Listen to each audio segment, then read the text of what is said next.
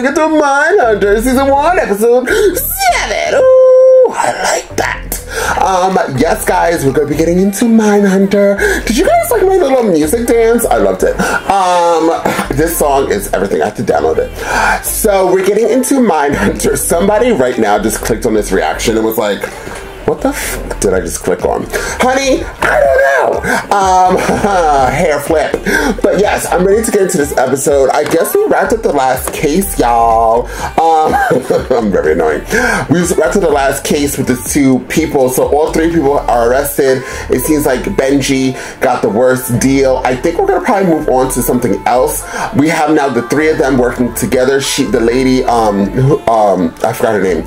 She now moved over there to the FBI agent area. She's getting her own office together, and now we're gonna probably have the three of them go out to go maybe interview more serial killers, and we'll go along with their journey.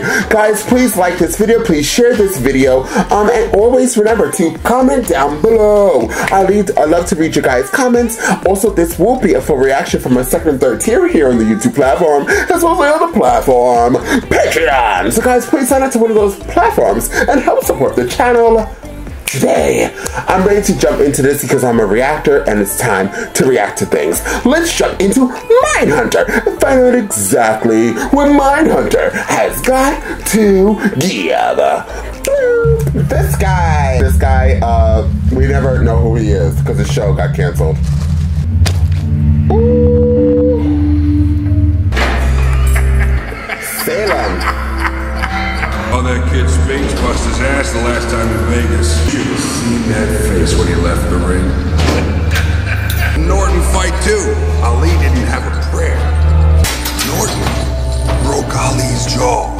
I remember that. I saw this interview with Ali's trainer. The mouthpiece just kept coming out bloody. It is not an easy thing to break a human being's jaw. That takes practice. Hey, welcome to Oregon. We're with the Federal Bureau of Investigation. Can I get something to drink? Can we get him a coffee, please? Actually, what I'd really love is some cigarettes and a pizza. I'll get you anything in the commissary. Well, fuck you for wasting my time. Just messing with you guys. Got the paperwork? This was pre-approved. Hey, I didn't approve anything. Okay, I'll do it. As long as I know I don't have to. Why are they on separate tables? You're conducting interviews with people who've been convicted of violent crime. Electronics these days keep getting smaller. Where's the mic? You should see the cameras coming up. Fit in your pocket. What you discuss with us cannot be used against you in your applications for parole. Our goal is to eventually publish a statistical analysis which will not include your name. Thought this was gonna break the monotony. We can go straight to the questions if you prefer. Your first victim, Laura Sullivan. I didn't kill Laura Sullivan. I never found her body. I was never convicted of that murder. Confessed to murdering Laura Sullivan, Jane Weber, and Kathy Schmidt. Don't go by that. I am looking at 3 consecutive life sentences thanks to an elaborate plot by the Portland PD. They drugged me, beat me, wouldn't let me talk to a lawyer. Are you saying you never met Laura Sullivan? Yeah, I met her. She was wandering around my front yard. She was lost. It was raining. She couldn't find the right address. She was an aspiring model. I said I'd take some photos of her. Thought we could use some privacy. And then you hit her across the back of the head with a 2x4. Actually, I realized I didn't have any film. I apologized for wasting her time, showed her out. Can you tell me what you were feeling? You consider yourself a bit of a photographer, right, Jerry? I got my magazine subscriptions. I know what's going on. You subscribe to... Mostly shoe catalogs. So you masturbate to it. That's usually how it works. And take those? Actually, we did see them. There's one of them. Holden, maybe you can find it. Ever since the kids were small, I get these blackouts. It's hypoglycemia, low blood sugar. That's you in the photo. Which means you took this photo. Kemper was right. Kemper? He said you guys were idiots, but I'd call you fucking morons. I bet you swallowed every fucking line that came out of him. Prisons are like knitting circles. Word gets around. Effect a study. If our subjects were all pen pals, I'll call the superintendent in Vacaville. the chances the warden's gonna know what's going on right under his fucking nose. It doesn't sound like Ed to me. We could phone Kemper. Ask him directly. Ask him if he called us idiots. Excuse me, I believe I'm in the middle seat. Oh, yeah? It's okay, pal. My partner and I need to talk. It works out for both of us. I really think it's best if I sat in the seat that's on my ticket. Does this turn you on? I'd say it's pretty different. This could be a playboy. Easy. So what are you saying? Advertising creates psychos? All men are pervs? This is how we get to him. I can switch with you. I'm enjoying the leg room. Right. Hypoglycemia. Is he lying or denying? My vote's with lying. Not always gonna get a chatty Cathy like Kemper. Oh yeah, the whole talking to Kemper thing. If they're corresponding, it could screw up our whole thing. Really? What would these two guys talk about? Would Brudos share with Kemper everything he's done? Kemper is overly forthcoming. Brudos denies everything even when confronted with evidence. Post-conviction admission or non-admission of guilt? You're excited about this? I am. My study? Once we've collected all the data, then we can all apply it. You mean in 4 years? I love her. You know, the way he lies is very interesting. How so? Well, it's just so exaggerated. Guys, post-conviction sorting, what good is that? All categories are important for cross-referencing and sorting. Made her undress, took pictures, locked her in a corn crib. Then pretended to be his own twin brother. There's something about disguise, you know, pretending to be someone else. It gives him room. For what? So he isn't averse to talking about his family. You know, Bill, you could talk about your son. No. Well, you don't have to talk about your family. You can make one up. It's just about building rapport. I love her. When do you want to go back? I don't. I asked a buddy of mine with the Portland PD. You might want to. My name is Bill Tench. I'm with the FBI. Is this about Jer? About your ex-husband, Mr. Brudos. Oh, I'm sorry. I changed my last name for a reason. She said, is this about Jer? Jer. You know you dress the same off-duty as on-duty. I'm wearing plain clothes. 7.5. Okay. Tell you what, I'll bring out 7.5 in all these. You do not have big feet. That's right, and I don't want them. Need new shoes. Please. You look bitchin'. Can I take it off now? You don't like them? I look like a village person. Could you tell me the largest size you have of that shoe? That one? Whatever it is, could you put a pair on hold for me? Sure. We'll wear it there. Wear it. He'll probably put it down. That won't be necessary this time. Great. How about a smoke? Well. I want him to like me. How'd you get that scar? Darcy came after me with a Ginsu. No, really. God's truth. We'd appreciate honesty. About my scar? You got all the answers. What do you need from me? We want details. Your wife said you approached her dressed as a woman. She said whatever the police wanted her to say. What's your wife's name? None of your business. I appreciate honesty. How does Nancy deal with things that she doesn't understand? You were young when you got married. 22. She was 17. You married the first girl you had sex with. It wasn't that unusual in 1961. Stealing lingerie off of clotheslines. You photographed a neighborhood girl naked when you were 15. In your garage. The women's shoes. Friends. That's right. Why would friends send you shoes? Started as a goof, got out of hand. That's interesting. What's that? A reward for honesty. I'm a collector. Do you wear them? I don't have to. He's adorable. I thought wearing them was part of the allure. Yes. Why is he so interested? I'm really just asking for Darcy. My wife wouldn't talk about me. Ex-wife. What'd they say to their friends? Not just about the murders. How do you explain the cross-dressing? That's a fag? Fuck. Not that word. How does it fucking work with the shoes? Years later, she's still confused. Give her my love. I'll do that. Jer. Tony, get in here. What are you doing? Go fuck yourselves. Come on, they're just I've questions. had enough of your shit. We didn't talk to your stupid wife. She hung up on us. And you're forgetting something. Brand new. They're the biggest size they had. You should have brought me a pair of Nancy's. Fuck you. Fuck you. So when did it start?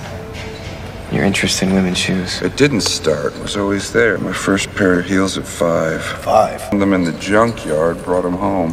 Why? Didn't your mom wear heels? Never. One time my mom walked in on me jacking off. Came right into my bedroom. She offered to help. Psychological help. Dragged me into the backyard, poured kerosene all over him, lit him up. She always said she wanted a girl.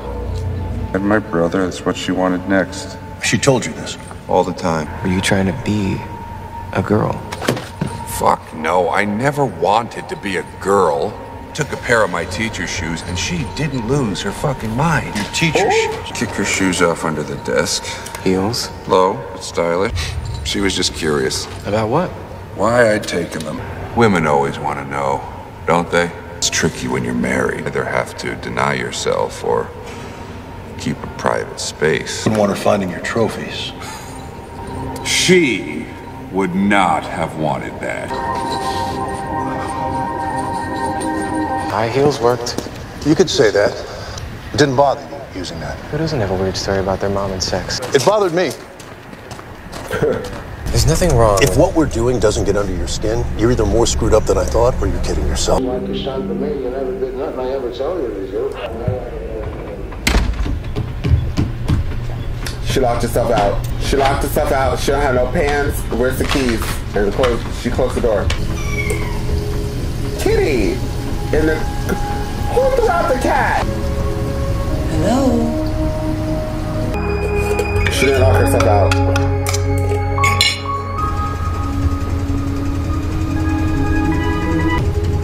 Here it comes. Jesus, Nancy. I don't know what to say. No. The first. Did you listen to it? Mm-hmm. You figure it out? I'm guessing shoes.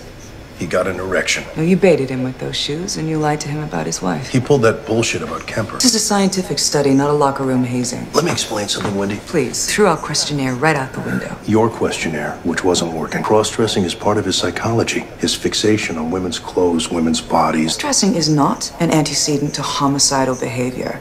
I didn't say that. It's usually sexual, right? And we know sex drives our subjects. It's sometimes sexual. You were persecuting him about something that challenges your masculinity. Irrational. Oh, Jesus. Where's this coming from? I don't know. Maybe shock?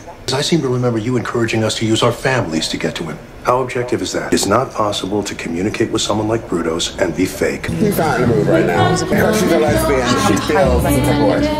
The only thing is she's in Charlottesville. You think they'd have music therapists in D.C. I don't even know that she's a hippie. I'm going to talk to her on the phone, but she sounded very nice. I could drive him there once a week, maybe even get him out of school a little early. How much is she? 45. You spend that much on a golf club? Yeah, but when you buy a club, you have the club. I had a recommendation for a child psychologist over in Woodbridge. Why didn't you tell me? Because I really don't want to send him to a shrink. This is not about the money. Of course not. I was hoping it wouldn't go this far. Open the window, Bill. Keeps biting other children, he's gonna get kicked out. He's getting bullied, so he's defending himself. It's fine with me. It's great with Julie. I've read a couple of books which recommend music therapy when a child needs communication training. Sure describes what we need. Hi, Julie. Did something happen? When I was putting him to bed, I found something under it. She found this under Brian's bed. Julie, I'm so sorry. You know I'm an FBI agent. I work on some rough cases. We really messed up. I messed up. He gets into things, I know. We need to keep a closer eye on him. My parents want me to get some real job experience, so I'm applying at the mall. You've been with us for years. I'm sorry, Mrs. Tench. Don't forget your money. He has bad communication issues. Oh my God. I know that file cabinet has a lock. I just have to find the key. It's kind of a Houdini, though. Maybe I should get a safe. It's work. I have to bring it home sometimes. That.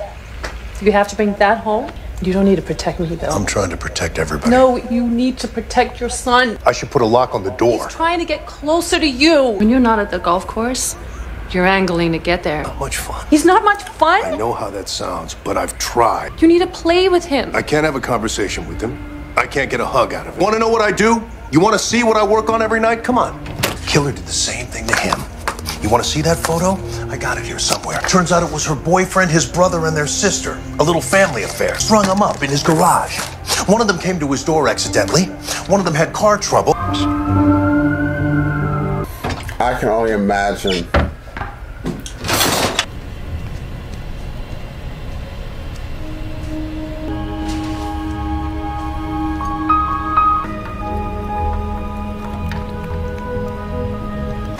Quantico blend.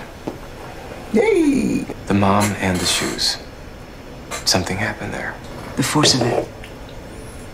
Burning the shoes seared them into his mind as forbidden. Then the teacher had an entirely different reaction. So he's getting mixed messages from 2 adult women about his impulses. He did hit upon how young we are when we start to form preferences. So when did that come in? Is there a point at which someone could have intervened? You're asking the right question. I'm glad you're here.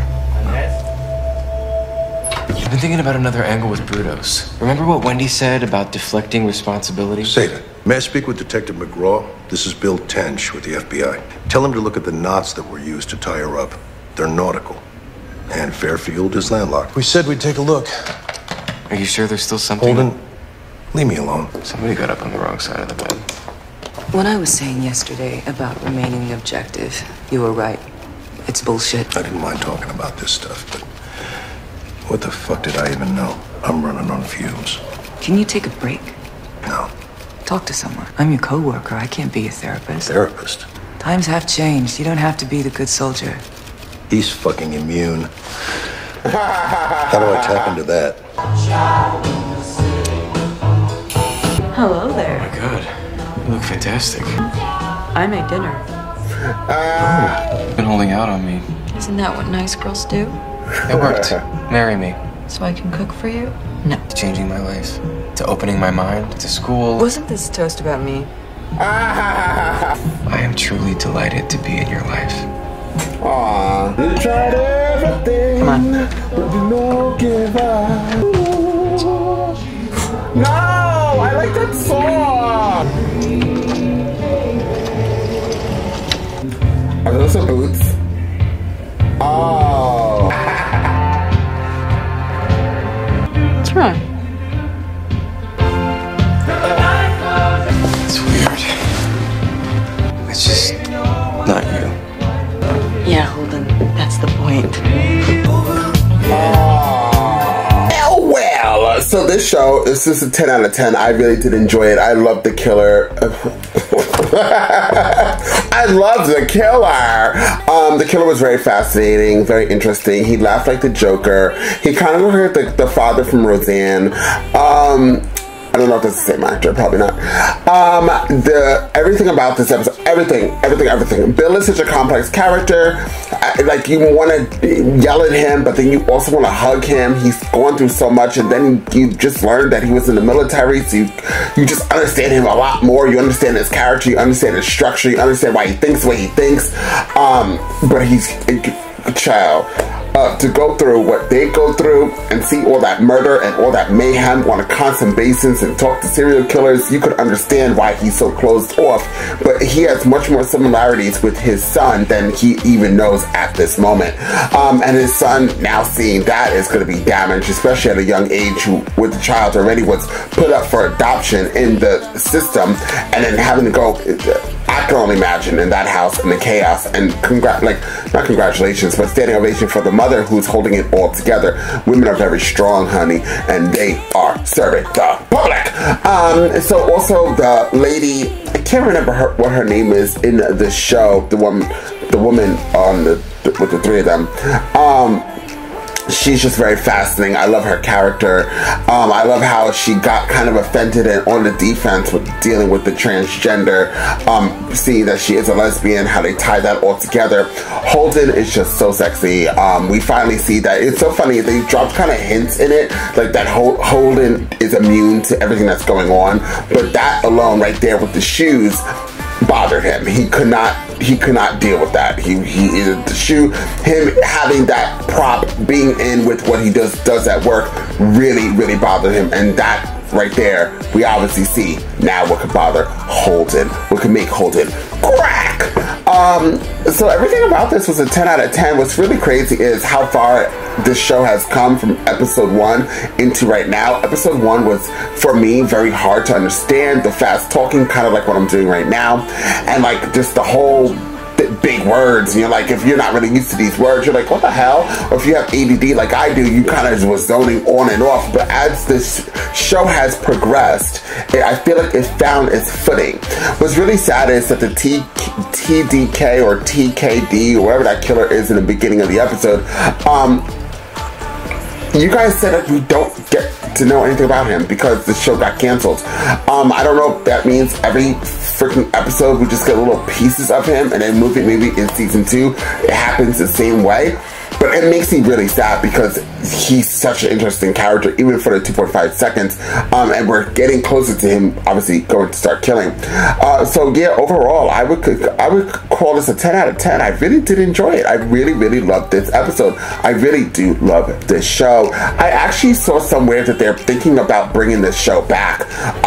So cross your fingers, cross your toes, and hope for something good. Guys, please like this video, share this video, and comment down below. I will be able to read your guys' comments, so just keep commenting. I love it. And I will see you guys next time with more Mindhunter.